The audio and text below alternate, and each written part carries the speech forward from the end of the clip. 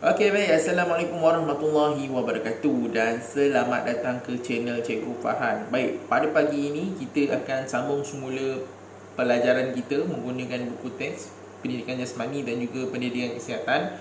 Dan minggu ni kita dah masuk minggu ketiga lah. Kan, sedar tak sedar kan, pejam jelik macam lagu raya Iman Troye tu kan. Pejam celik, kita dah sampai ke minggu yang ketiga. Jadi cepatlah kan. Lepas ni kita ada lagi 2 minggu lagi. Lepas tu kita akan bercuti pada bulan 7 selama seminggu. Kemudian kemungkinan kita akan sambung semula PDPR kalau ikut daripada unjuran kes COVID dekat Malaysia ni lah. Jadi cikgu harap semua orang dapat online. Sebab kalau kamu tak online, kamu yang akan merugikan diri kamu sendirilah. Tengok video cikgu-cikgu, tengok video-video yang cikgu upload dan sebagainya. InsyaAllah kamu boleh dapat sesuatu yang bermanfaat kepada diri kamu. Kalau kamu tak tengok langsung, memang kamu duduk rumah, memang tak tahu apa dan sebagainya. Nanti bila kamu naik sekolah, nanti mendatangkan masalah kepada diri kamu sendirilah. Jadi sekarang ni kita terus buka buku teks kamu. Okay, buka buku teks kamu sekarang di hadapan. Okay, keluarkan buku teks kamu dan buka muka surat 76 sekarang. Okey, 76. Okey, 75 kita dah buat dalam buku tulis. Cikgu dah tengok ada murid yang dah hantar. Sekarang kita masuk tajuk yang baru, iaitu muka surat 76. Tajuk dia ialah berkaitan dengan keluargaku sayang. Okey, keluargaku sayang. 76 ni sama dengan 77 sekali lah. Dia ada gambar rumah kan. Lepas tu dalam gambar rumah tu ada gambar-gambar dekat situ lah. Kita tengok muka surat 76 dulu. Okey, kita mesti menjaga batas sentuhan dalam keluarga. Dalam keluarga sebenarnya tak boleh kita memegang sesuka hati kan.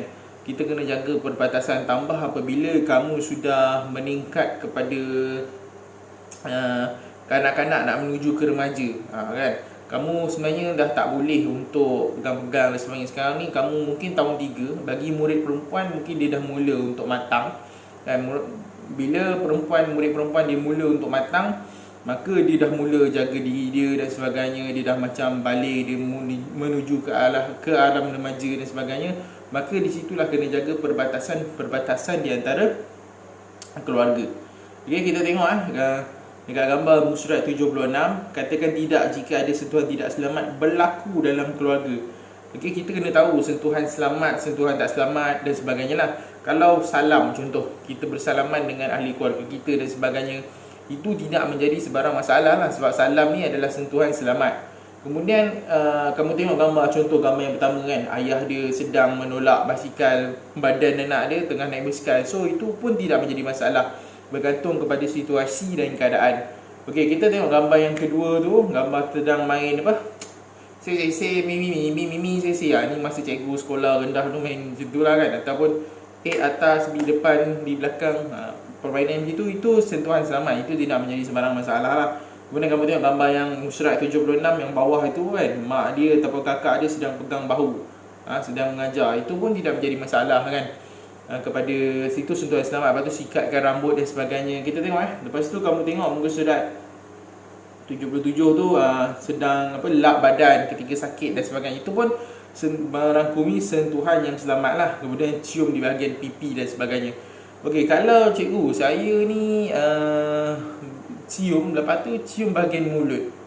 Okey, bahagian mulut adalah kawasan yang dilarang. Kita dah belajar dah sebelum ni kawasan 5 kawasan seksual yang memang tak boleh bagi orang sentuh: bibir, punggung, dada, bahagian kemaluan kamu dan sebagainya lah. Itu memang tak boleh bagi pegang langsung, walaupun dalam ahli keluarga lah kan. Tapi kalau setakat cium pipi, tanda sayang, itu tidak menjadi sebagai masalah lah. Kamu kena faham situasi antara sentuhan selamat dan sentuhan tidak selamat. Okey, sebenarnya kita tengok dekat muka surat 77 tu. Senaraikan situasi yang boleh menyebabkan berlakunya sentuhan dalam keluarga. Kenal pasti sama ada sentuhan itu selamat atau tak selamat. Okey, kalau kamu tengok gambar yang telah diberikan tu, semua adalah sentuhan selamat lah. Maksudnya pegang ketika sakit, cium tanda sayang, pegang ketika bermain basikal dan sebagainya, main tepuk-tepuk yang tu, lepas tu pegang rambut dan sebagainya. Ini adalah sentuhan selamat. Tapi kamu kena tahu juga berkaitan dengan sentuhan tidak selamat. Macam cikgu cakap tadi, bila sentuhan tidak selamat, ianya melibatkan 5 anggota seksual kamu yang kamu dah belajar masa awal-awal subjek pendidikan kesihatan dulu, iaitu bibir kan. Bibir ni jangan bagi orang cium, memang tak boleh. Even walaupun itu mak ayah kamu, memang itu adalah kawasan yang dilarang. Memang tak dibenarkan cium di bahagian mulut. Itu anggota seksual. Nampak mudah, tetapi benda ni kadang-kadang berlaku. Murid-murid kadang-kadang dia tak tahu, boleh ke tak orang cium mulut? Tak boleh. Memang tak boleh. Melainkan kamu dah besar nanti, kamu dah kahwin, barulah boleh mulut tu boleh cium dengan pasangan kamu lah. Cikgu cakap benda yang realistik. Cikgu tak nak kamu tak faham. Mungkin ada part-part yang kata Cikgu Fahan ni ajak tahun 3 ni benda-benda macam ni kan. Sebenarnya kena bagi tahu sebab banyak kes murid-murid ni dia tak tahu. Dia tak tahu tentang apa itu sentuhan selamat kan. Kadang-kadang ada kes yang dia bagi tahu kat cikgu, sepupu dia ni kes real lah. Berlaku dalam anak murid, dia bagi tahu cikgu, sepupu saya buat something yang cikgu tak nak sebut lah kan, dia menyentuh bahagian seksual dan sebagainya. Sepupu dia datang rumah buat macam tu. Murid mengadu kepada cikgu. Jadi cikgu pun, benda tu satu kesalahan tau, kesalahan jenayah sebenarnya. Kalau ikutkan, walaupun sepupu dia ke, dia kenal ke, dia rapat macam adik-beradik ke, sebenarnya kesalahan jenayah. Memang tak boleh.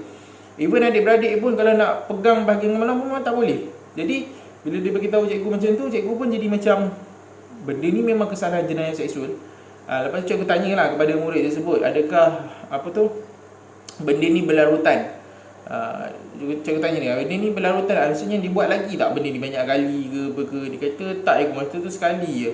Tapi adalah 2-3 kali tu, maksudnya dalam bertahun-tahun tu masa dia kecil, ada sepupu dia pegang dia dan sebagainya. Jadi benda ni cikgu cakap, kamu kena tahu sentuhan selamat ataupun tak selamat. Kalau kamu rasa sentuhan itu tidak selamat, kamu kena report ataupun mengadu kepada mak ayah kamu lah yang pertama. Kan, mengadu kepada mak ayah kamu. Kalau kamu mengadu kepada mak ayah kamu masih tidak ada sebarang respon dan sebagainya, dan tindakan itu masih berlaku, maka kamu bagi tahulah kepada cikgu yang kamu percaya. Kan, macam cikgu cakap, cikgu ni antara murid-murid percayalah kepada cikgu. Diorang selalu mengadukan hal mereka, tapi cikgu memang tak ceritakan lah tentang hal tersebut kepada orang, siapa orang tu dan sebagainya. Cikgu cuma ambil cerita tu sebagai pengajaran je. Tentang siapa, berlaku kat siapa, cikgu tak akan beritahu lah, sebab itu adalah rahsia murid. Sebab tu murid percaya kepada cikgu. Cumanya kat sini cikgu nak cakap, kalau benda ni berlaku kat diri kamu, tolong bagi tahu kepada mak ayah kamu dan juga kepada cikgu yang kamu percayalah. Firstly kepada mak ayah kamu. Kalau mak ayah kamu memang dah ambil tindakan, okay, it's okay. Tapi bila kata-kata mak ayah kamu buat tak tahu je kan, tak apalah, dia tu sepupu hang lah, apalah, orang rapat macam daripada dulu kecil-kecil selalu main sama-sama lah, okay. Bila sampai point tu, kamu beritahu cikgu. Cikgu akan nilai dari sudut, kalau memang benda ni cikgu rasa memang kes jenayah, memang maksud selalu berlaku, kerap berlaku, hari-hari ataupun tiap-tiap minggu, sebulan sekali dan sebagainya, memang cikgu akan ambil cana dan ambil kamu punya kes tu sebagai, cikgu akan bawa kepada pihak yang authority lah, pihak yang berkuasa. Itu sipir dia sebenarnya. Okay, walaupun kamu tahun 3, cikgu kena cakap direct, sebab benda ni banyak berlaku tau. Sebab tu cikgu terus terang cakap, memang banyak berlaku walaupun kamu tahun 3. Sebab memang benda ni berlaku daripada kanak-kanak lagi. Ada orang yang mental dia suka kepada kanak-kanak kan, dia suka, dia punya tu terdorong kepada kanak-kanak. Okey, kamu tengok kat bawah belah kanan surat 77, iaitu kesan tidak menjaga batas sentuhan dalam kekeluargaan. Tak jaga, pegang sana sini kan, lepas tu tak pakai baju lah, apalah. Kamu tengok satu, firstly ialah kes rogol lah. Bila kamu mungkin baby, orang tak apa-apa nak kisah sangat. Tapi sekarang ni kalau kamu tengok kes-kes jenayah, ada juga kes yang melibatkan baby dirogol. Kamu bayangkan betapa dahsyatnya keadaan sekarang ni. Memang cikgu tak tahu nak sebut bayi dirogol dan sebagainya. Ada yang menyebabkan kematian dan sebagainya. Ini cikgu tak faham lah. Memang gila lah. Cikgu tak terus-terang cakap kat gila lah kan. Baby pun dia boleh rogol dan sebagainya. Bayangkan betapa dahsyatnya, betapa teruknya dia punya pemikiran. Okey, seterusnya pencabulan. Macam cikgu cakap tadi lah, cikgu dapat report daripada murid berkaitan dengan pencabulan yang dilakukan oleh sepupu dia. Cumanya tu cikgu cakap, cikgu akan nilai. Kalau memang kes tu tidak berlaku lagi, memang kata tak ada dah, dulu masa zaman 2 tahun lepas, tahun lepas benda tu terjadi, cikgu tak boleh nak ambil kes tu sebagai nak bawa ke depan lah. Sebabnya benda tu dah lama berlaku kan. Jadi sama ada whether betul ataupun tidak, ataupun kamu salah sangka ke apa ke, boleh jadi macam tu. Tapi kalau benda ni memang berlarutan, cikgu tengok ada pattern, maksudnya setiap kali mungkin siapa-siapa lah, bukan sepupu je, mungkin pakcik kamu ke apa kan, melakukan hal tindakan yang sama berulang kali, maksudnya itu adalah satu kes jenayah lah. Maksudnya cikgu akan bawa kes ni kepada pihak berkuasa lah kalau cikgu tahu. Okey. Kemudian seterusnya, sumbang mahram. Sumbang mahram antara hubungan antara adik-beradik. Hubungan antara adik-beradik, abang dengan kakak, kakak dengan adik dan sebagainya, tak jaga batasan, tidur sama-sama dan sebagainya, akhirnya menjadikan sumbang mahram. Dengan ayah dengan anak, lepas tu macam-macam lah, kan, dengan atuk dengan cucu dan sebagainya. Sebab tu cikgu cakap, walaupun dalam ahli keluarga kamu tolong jaga batasan pergaulan kamu, kamu punya pakaian dan sebagainya. Janganlah pakai, kadang-kadang kat rumah ni biasalah, cikgu memang banyak lah kan kat rumah, kadang-kadang perempuan pakai pakai singlet je apa ke kan, sebab kat rumah dia fikir adik-beradik dan sebagainya. Tapi benda ni sebenarnya kena elak kan. Okey. Minggu lepas, 2 minggu lepas tak silap, seminggu lepas, kes budak 13 tahun, budak perempuan lahirkan bayi dalam bilik. Lepas tu mak dia masuk dalam bilik, tengok dia sedang membersihkan bayi tu. Umur 13 tahun dah bersalin dalam bilik. So bila mak dia tanya macam mana boleh bersalin tu, dia cakap dia melakukan hubungan seksual dengan sepupu dia. Sepupu dia umur 14 tahun. Kamu boleh bayang tak? Sebab tu cikgu cakap, walaupun sepupu tu macam adik-beradik kamu, tapi tolong jangan. Sebenarnya sepupu ni kalau ikut dalam agama, kamu tak boleh salam tau, sebab kamu boleh kahwin dengan dia. Sepupu ni kita boleh kahwin dengan dia kan. Kalau kamu salam, batal lagi sembahyang sebenarnya. Jadi kalau nak salam sepupu, kadang-kadang raya kan kita main salam je lah kan. Dulu cikgu pun tak tahu, masa cikgu kecil, cikgu bantai pi lah, salam sepupu lah apa. Kita bukan tahu sangat kan hukum-hukum ni, rupanya berdosa, tak boleh. Sebab cikgu boleh kahwin dengan sepupu cikgu. Jadi kena jagalah batasan tu. Walaupun salam dan sebagainya, tolong jangan buat. Sebab nanti bila dah biasa kan, bila dah biasa dia datang rumah kamu dah biasa, dah tepuk tampar apa semua, nanti dia jadi luar biasa lah. Itu yang kes minggu lepas, budak tu bersalin. Tapi alhamdulillah lah, cikgu rasa budak perempuan tu, dia nasib baik dia tak buang anak dia, dia tak bunuh anak dia. Selalu kes-kes macam ni melibatkan tekanan jiwa ni, dia akan bunuh anak dia. Dia buang, campak habis tu, campak kat dalam lubang jamban lah, campak pada tingkat 5 lah. Nasib baik dia ada naluri kesayangan tu, anak dia lahir dia, tapi umur 13 tahun, tingkatan 1. Kamu bayang kan? Berarti yang buat tu sepupu dia, tingkatan 2, 14 tahun. Lepas tu mak ayah dia pergi, yang cikgu tahu, mak ayah dia pergi report polis dan sebagainya lah. Jadi kes polis dan sebagainya. Jangan main-main. Yang lelaki tolong jaga kan, tolonglah jaga. Kamu walaupun kamu lelaki tu tak mengandung apa semua, kamu jangan ingat kamu tak tanggung dosa tu lah. Cikgu terang cakap, lelaki kena jaga sebenarnya. Walaupun perempuan mungkin menggedi ataupun kamu tengok dia ni menggoda ke apa, lelaki kena jaga pandangan dia. Jangan suka-suka pegang anak orang, jangan suka buat benda pelik-pelik, jangan suka tengok video pelik-pelik. Cikgu terang cakap, sebab banyak benda ni berlaku dalam kalangan murid zaman sekarang. Seterusnya penderaan seksual lah. Ini mali teruk lah kan, terogol, penderaan seksual dan sebagainya.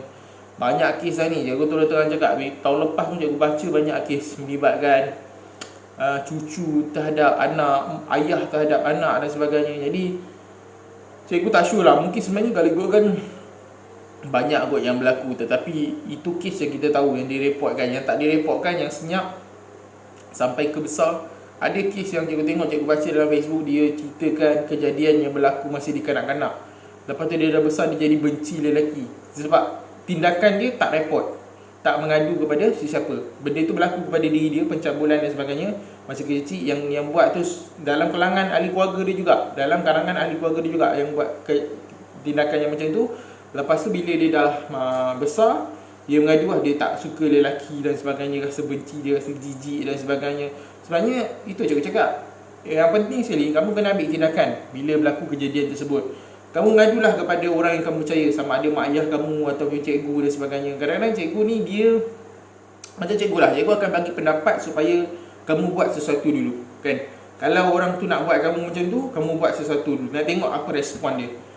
Cikgu akan bagi satu idea. Cikgu takkan terus tiba-tiba nak pergi ke balai polis, jom kita bawa pergi. Melainkan memang terjadinya kes rogol, memang cikgu saya dah rogol semalam, dia cakap direct macam tu, mungkin cikgu akan bawa. Tapi kalau setakat maksudnya hampir ke kejadian tersebut, cikgu akan bagi solution ataupun cuba tindakan kamu buat macam ni, cuba tindakan kamu buat macam ni. Okey, jadi cikgu harap sampai di sini saja untuk video kita kali ini. Walaupun kamu tahun 3, kamu kena tahu berkaitan dengan jenayah-jenayah rogol, seksual dan sebagainya ni dalam ahli keluarga dan sebagainya. Okey, baik, sekarang ni kita dah habis dah surat 76 dan 75. Okey, cikgu nak kerja kamu mudah je. Kamu salin muka surat 77 tu, ada 4 tu kan. Kamu salin dalam buku tulis kamu. Sikit je. Tajuk dia kesan tidak menjaga batas sentuhan dalam kekeluargaan. Kamu ambil buku tulis kamu salin ke 4 tersebut.